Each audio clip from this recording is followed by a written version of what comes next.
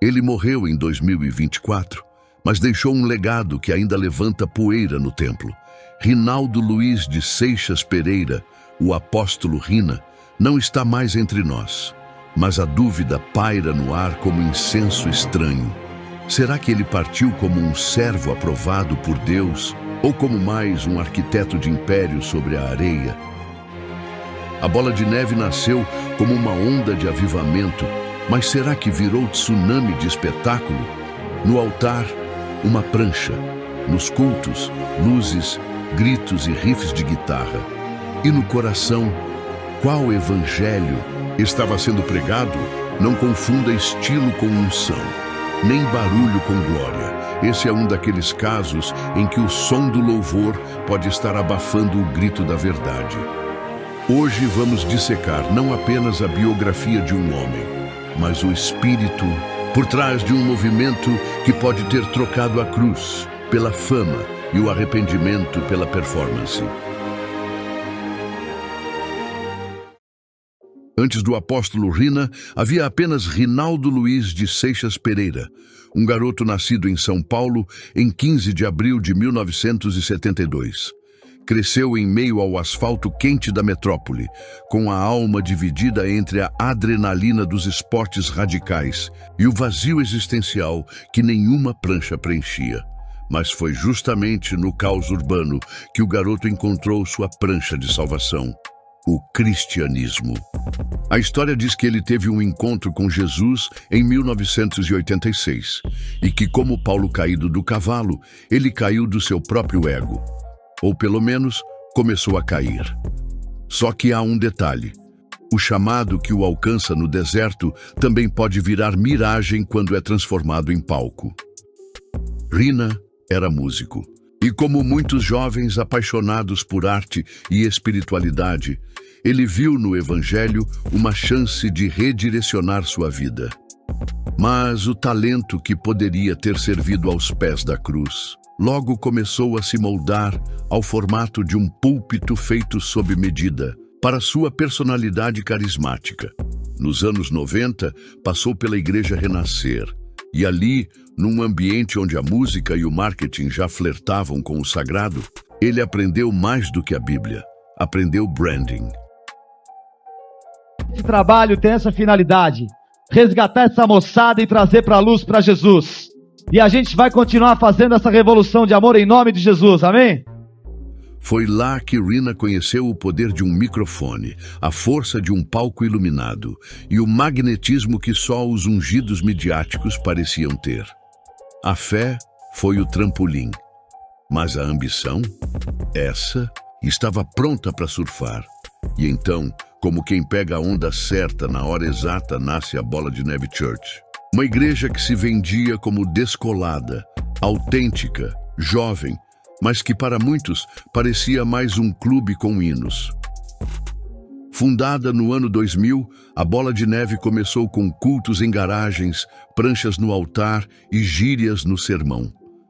Para os olhos, cansados das liturgias engessadas, aquilo parecia revolução. Mas será que era mesmo renovação? Ou apenas uma reembalagem pop da velha vaidade? Lembre-se, até o bezerro de ouro era bonito aos olhos do povo, mas repulsivo aos olhos de Deus. No começo, a proposta era clara: alcançar os que se sentiam à margem.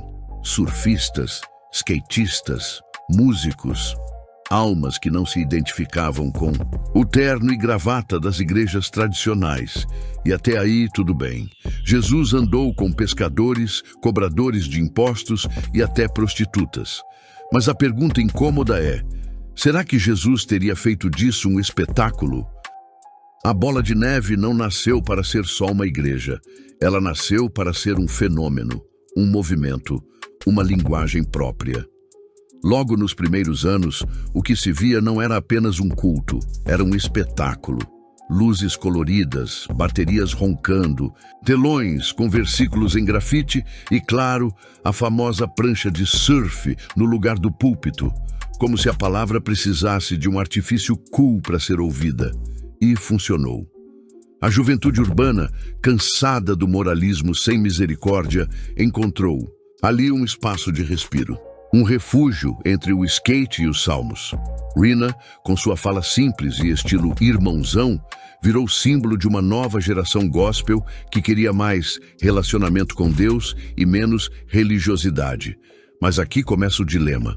Quando a estética grita mais alto que a essência, o sagrado se dilui. A Bola de Neve se afastou das estruturas tradicionais, o que não é, por si só, um problema. O próprio Jesus confrontou o sistema religioso do seu tempo, mas, diferente de Cristo, que apontava para o Pai, muitos movimentos modernos começaram a apontar para si mesmos. Será que a Bola de Neve evangelizava? Ou apenas seduzia? A música alta, os visuais ousados, as roupas estilosas, os slogans motivacionais, tudo parecia feito para atrair, emocionar, engajar. Mas a cruz, essa velha e incômoda cruz, onde estava? Nos bastidores começou a crescer um culto à personalidade. Rina não era só o pastor, era o visionário, o guia, o apóstolo de uma geração com sede de identidade espiritual, mas muitas vezes sem alicerce bíblico. E enquanto o culto ficava mais parecido com um show, a fé virava performance. Teologicamente, muitos líderes questionavam: onde está o arrependimento, o quebrantamento, a renúncia? Onde está a doutrina que salva e transforma? Mas para a juventude, que cresceu nos palcos da cultura pop, isso soava como religiosidade sufocante. A proposta parecia simples: venha como está, mas o que ninguém dizia era: e permaneça como está. A cultura da autoafirmação, da identidade pessoal, da espiritualidade moldada ao gosto do freguês, se infiltrou como fermento no bolo da fé. E quando o fermento entra, ele incha tudo, até a vaidade. A pergunta que ecoa é dura: será que a Bola de Neve moldou discípulos ou fãs? Sim, muitas vidas foram impactadas. Há testemunhos reais, mas ao mesmo tempo houve muitos que saíram mais feridos do que chegaram. A Bola de Neve nasceu como um movimento descomplicado. Culto com cara de festival, pastor com gírias de skatista e uma proposta que, no início, parecia só uma brisa leve do espírito em meio ao deserto religioso. Mas o que começou como uma revolução cultural no cenário evangélico brasileiro, logo se tornou uma máquina bem lubrificada de crescimento exponencial. Mais igrejas, mais seguidores, mais conferências, mais produtos, mais visibilidade. O que era uma prancha virou uma multinacional da fé. O Rina, antes só irmãozão e líder de jovens, passou a ser chamado de apóstolo. Um título que, embora simbólico, carrega o peso de uma autoridade espiritual elevada. O problema? Com grandes títulos, vêm grandes tentações. E uma delas é acreditar que o crescimento numérico é sinônimo de aprovação divina. A estrutura foi se corporativizando. Departamentos, lideranças hierárquicas, metas, marketing digital, branding de ministério, até cursos pagos sobre liderança apostólica começaram a surgir. O culto virou produto. A palavra virou pitch. A missão ainda era salvar almas, ou expandir a marca. Imagine 2 palcos. Em um, jovens australianos com camisas rasgadas, braços erguidos, cantam letras emocionantes com arranjos perfeitos. No outro, surfistas paulistanos, músicos tatuados e pregadores descolados fazem o mesmo com sotaque brasileiro. Hillsong e Bola de Neve são, espiritualmente falando, irmãs gêmeas separadas por um oceano. Ambas nasceram com o mesmo DNA. Jovens cansados do legalismo religioso, uma nova estética para a fé moderna, músicas que viraram trilha sonora da juventude evangélica e um culto que mais parece um festival, com doses de emoção e marketing. Mas aqui está o perigo. Quando a experiência sensorial vira o foco, o Cristo crucificado vira coadjuvante. A Hillsong despontou globalmente com louvores como Oceans, mas caiu em escândalos éticos, acusações de abuso de poder e luxúria. A Bola de Neve, embora menos internacional, seguiu passos similares. Estética impecável, branding agressivo e uma crescente dependência da performance. Ambas criaram um novo arquétipo do crente, o cristão cool, que fala de Jesus, mas teme parecer radical. Pregações mais palatáveis, líderes carismáticos com linguagem corporativa. E então surge Rodolfo Abrantes, uma figura quase messiânica para muitos jovens cristãos. O ex-vocalista dos Raimundos, símbolo da contracultura brasileira, que trocou o estrelato por uma Bíblia e um violão. Rodolfo teve sim uma passagem forte e simbólica pela Bola de Neve e por pouco não foi absorvido por ela. Na época, sua figura era perfeita para a estética da igreja.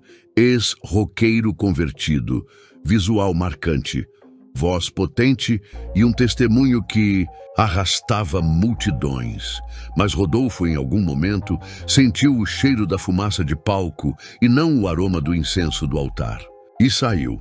Ele escolheu não se vincular oficialmente. Preferiu os desertos, os acampamentos, os pequenos grupos. Negou o púlpito com LED para pregar à beira de lagos, em tendas improvisadas. E hoje, quando fala, suas palavras têm o peso de quem largou o sistema religioso para encontrar o Cristo sem holofotes. Seu afastamento da Bola de Neve é um sinal profético. Há algo errado quando o sistema tenta vestir o evangelho com roupas da moda. Porque Jesus nunca disse, sigam uma vibe. Ele disse, tome sua cruz e siga-me. Rina, para muitos, foi um visionário, mas para outros, um ilusionista da fé. Não era apenas sobre pregar Jesus, era sobre como ele pregava, para quem, com que linguagem e com quais intenções ocultas. E é aqui que as críticas começam a pipocar como setas em campo de batalha. Nos cultos da Bola de Neve, o emocional era combustível. Luzes, fumaça, trilha sonora cuidadosamente construída, pregações com pausas dramáticas e coros que arrancavam lágrimas. Era impossível sair sem sentir algo, mas o perigo era justamente esse, confundir arrepio com arrependimento. E quando o culto termina, o que sobra? Para alguns, uma vida transformada. Para outros, um vazio teatral que só se sustenta até o próximo impacto. As críticas mais duras apontavam para o que alguns ex-membros chamavam de doutrinação suave. Você só cresce na igreja se for submisso. Questionar a visão é rebeldia espiritual. Ungidos não são criticados, são seguidos. Essa lógica, disfarçada de discipulado, gera um ambiente de obediência cega, disfarçada de fidelidade a Deus. E quando a figura do líder se torna intocável, já não temos mais pastores, temos ídolos evangélicos. Não toque no ungido virou escudo contra a prestação de contas. Pastores reformados, teólogos clássicos e até antigos amigos de ministério começaram a se posicionar. A acusação principal. A Bola de Neve está fabricando cristãos emocionalmente dependentes e teologicamente frágeis. O risco espiritual está justamente na substituição do evangelho puro pela experiência gospel, onde Deus se torna coadjuvante de uma história que deveria ser toda dele. Balaão era profeta, sim. Tinha palavra, tinha dons, tinha visões, mas tinha preço. Quando o altar vira moeda de troca, a voz profética vira eco da conveniência. Nabucodonosor, por outro lado, construiu um império, ergueu uma estátua de si mesmo, pediu adoração e caiu pela própria soberba. Só se rendeu quando viu que Deus não divide sua glória com ninguém. Será que Rina, mesmo inconscientemente, estava construindo mais para si do que para o reino? A pergunta que não quer calar é: a fé vivida dentro da Bola de Neve era alimento sólido ou espetáculo bem produzido? A verdade talvez more nos bastidores. No final de sua trajetória, Rina e sua esposa viveram um drama particular. Não era apenas o palco da igreja que estava sendo consumido pela fumaça de questões internas. Entre os bastidores, os ventos começaram a soprar mais fortes, trazendo à tona um cenário de crise familiar que culminaria em uma medida protetiva. O relacionamento deles, que antes parecia ser um exemplo de cumplicidade e liderança cristã, começou a desmoronar com o peso das acusações e dos rumores. De um lado, uma mulher que, segundo relatos, foi tratada com desdém e manipulada pelo ambiente de culto. Do outro, um homem que a cada passo parecia mais preso à sua própria imagem. Ela, como uma árvore que foi podada repetidamente até suas raízes buscando recuperação. Ele, como um rei que não via o trono como peso, mas como privilégio. O que aconteceu nos últimos dias de Rina, antes de sua morte, não foi só o fim de um império, mas de um homem que não soubera confrontar os próprios demônios. Chegamos ao fim de mais uma jornada, e a pergunta que fica é: qual é o legado que estamos construindo? Será que estamos levantando impérios que se desmoronam diante de nossos próprios olhos? Ou estamos edificando pedra por pedra uma fé que resiste às tempestades da vida? As lições que encontramos no caminho de Rina, na sua ascensão e queda, são duras, mas precisam ser encaradas. Porque todos nós, de alguma forma, já nos sentimos atraídos pela busca pelo poder, pela fama ou até pela aprovação humana. Mas a verdadeira construção, a que realmente importa, é aquela que é feita com verdade, com amor e principalmente com humildade. Hoje, mais do que nunca, é hora de refletir sobre nossas próprias escolhas. O que estamos deixando para trás? O que estamos construindo em nossas vidas? Estamos colocando Deus no centro ou estamos tentando fazer de nós mesmos o centro de tudo? Eu te convido a se unir a nós nessa jornada de verdadeira transformação. Não é apenas sobre consumir conteúdo, é sobre aplicar as lições, viver com propósito e compartilhar a mensagem de mudança. Se você foi tocado por esse vídeo, deixe seu gostei, inscreva-se no canal e compartilhe essa mensagem com aqueles que precisam ouvir. Porque a mudança começa com um simples gesto, e você pode ser a chave para uma nova forma de ver a fé. Comente abaixo seus pensamentos, suas dúvidas, suas reflexões. Queremos ouvir sua voz, ouvir a sua experiência. Sugira novos temas, porque aqui, juntos, vamos crescer e aprender. E por favor, compartilhe esse vídeo com amigos e familiares. Porque cada vida que é tocada é uma alma que se aproxima mais da verdadeira luz. Vamos espalhar essa mensagem para que mais pessoas possam ser edificadas, como você foi. E se ainda não nos segue nas redes sociais, não perca essa oportunidade. Os links estão na descrição. Vamos juntos nessa caminhada de transformação e sabedoria. Que Deus te abençoe e nos vemos no próximo vídeo.